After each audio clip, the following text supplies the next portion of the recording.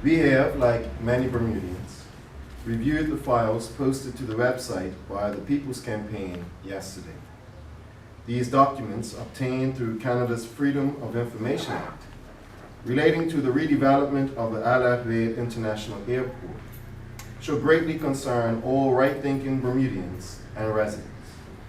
In fact, I would like to express my disappointment in Minister Richards and the One Bermuda Alliance for the simple reason of the potential negative effects on all of us as a result of actions that will only erode genuine investor confidence in Bermuda while causing embarrassment and reputational damage to our island home. I am disappointed because my mind immediately gave consideration to the plight of our young people who are in the process of returning home this month and next as recent university graduates. Young people who, in following the wise guidance of us adults, exhibited the discipline to educate themselves to the standard by which they may one day return to Bermuda and offer a useful contribution to our society. Young people whose parents sacrifice financially in order that they may one day become productive members of our community. I am disappointed because the sad reality is that most of these young people, upon returning home, will not be able to find employment. They will not gain employment because there is no job growth in Bermuda. There is no job growth because there is a lack of foreign direct investment at this time. Why, you may ask, in spite of the policy efforts of the One Bermuda Alliance government? It is simple. Investors have to see certain prerequisites in a jurisdiction that engenders real confidence. Foundation stones, if you will, in order for a decision to invest and create jobs is determined. The fundamental prerequisite is good governance, with transparency, accountability, and most importantly, honesty as the guiding principles. A lack of jobs and investment is a reflection of the standard of governance within a jurisdiction, and in this case, it's a reflection on the promise-breaking One Bermuda Alliance government. Yes, Bermuda is in need of economic stimulus. Yes, Bermuda is in need of jobs. But what Bermuda does not need is a government acting in its own self-interest, misleading the public, and misleading the House of Parliament. This is exactly what has happened with Finance Minister E.T. Bob Richards.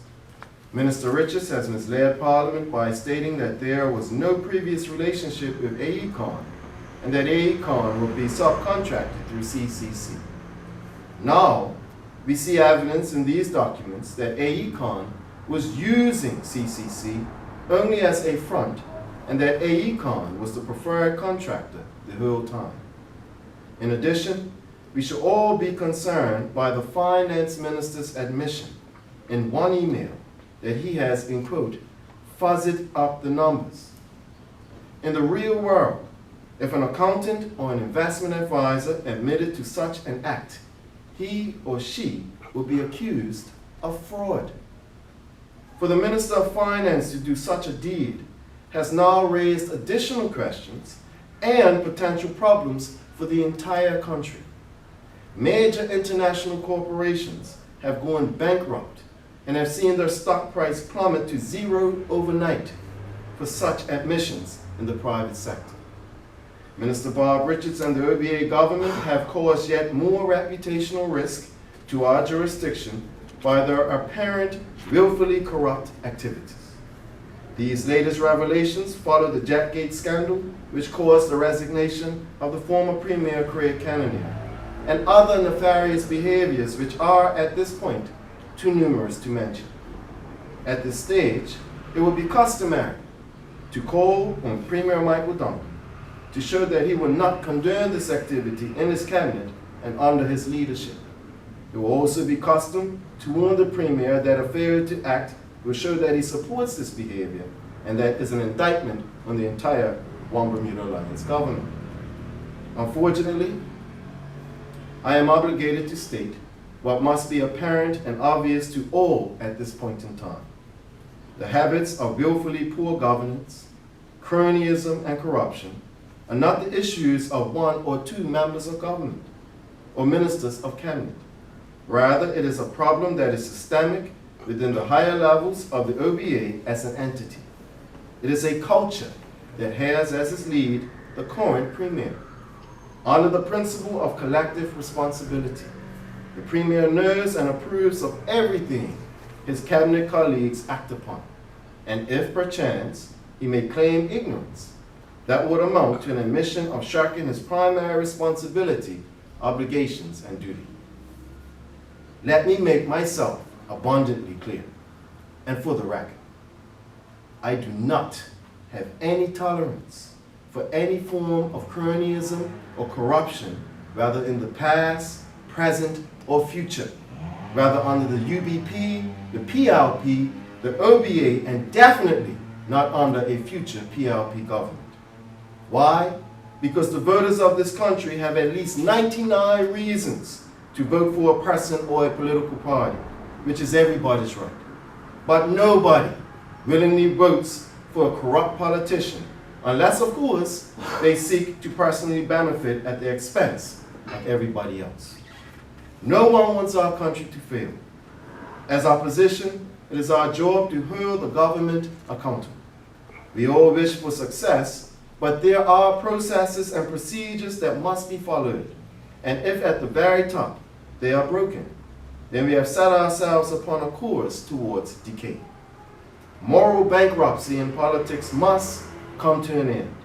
So I await the response from the Premier and his deputy as to whether they are willing to govern themselves accordingly and do the honorable thing. I will now turn to our Deputy Leader and Shadow Minister of Finance, the Honorable David Bright. The fact is that this is the exact same deal that was done to Cayman Islands. And the United Kingdom government rejected that deal and said that it should go out to a tender process. It is clear that these documents reveal that this is the exact same deal. And failure of government house staff in this regard should demonstrate their them being complicit in this, I will call it, expropriation of $1 billion of revenue of the people's money. The fact is, departure tax was raised, and it was raised, the Minister of Finance said, to help to fund this airport deal. That's what's happening right now. Gone to a contractor that selected themselves. There is nothing about the situation that can be right. There is nothing about the situation, and for Government House to stand by and watch and to give any form of approval for this to proceed, especially with the evidence that has now been presented, to me would indicate that them and the UK government are complicit in this expropriation of $1 billion of Bermuda people's money. Is that any project of this magnitude must be subject to a competitive bidding process. The Minister of Finance in no time has been able to tell the people of this country for sure that Bermuda could not get a better deal than what we've got now. And the reason why, Charles, is because we haven't asked anybody else. Okay. So the fact is that when we look at it at the basis of it, this deal is not a good deal for this country, and we can see it from these documents. So, most of us have not had the benefit of reading these fuzzied up memos and all that. So what you're saying that your stance... anything fuzzy are the numbers that the Minister of Finance produces, okay, apparently. That's a little bit of my pay grade. Okay. But what you're saying is that you'd be for an airport, but only if it went out to tender. Again, Charles, and I will attempt to repeat what I said before. Yes. This is from our budget statement. The Progressive Labour Party does not believe that the airport should be the most immediate priority right now. What is most important to do is to focus on tourism, to increase our air arrival numbers so we can get to a point where the airport can actually pay for itself, and we do not need to be held at mercy of a company whose sole job and responsibility is to transfer government assets into private hands. This is not AECON, the construction company. The government has been dealing with AECON concessions. This company's sole job is to transfer assets and responsibility from public hands to private hands. That is what we're faced with, and we do not believe that that is the correct way to go. And we are confident and certain that the Bermudian public do not believe that that is the best way for our country to proceed. In fact, how many times have ministers or premiers over the last 2.5 years stood up in Parliament and misled the people of this country without any ramifications? the vote ended. So what is the sense of appealing to the speaker when you have a legislature that has already set the precedent of allowing poor governance by allowing the ministerial code of conduct to be ignored? And so again, we are appealing to people's consciences. Do you recall PLP ministers resigning, like Minister Walter Raban? We're not doing anything illegal, but gave the appearance of unethical, and he resigned. But yet, this government, what is it going to take? What will it take for them to be held to account? For our part, we have done our job. Now it's up to the people to be responsible for your destiny.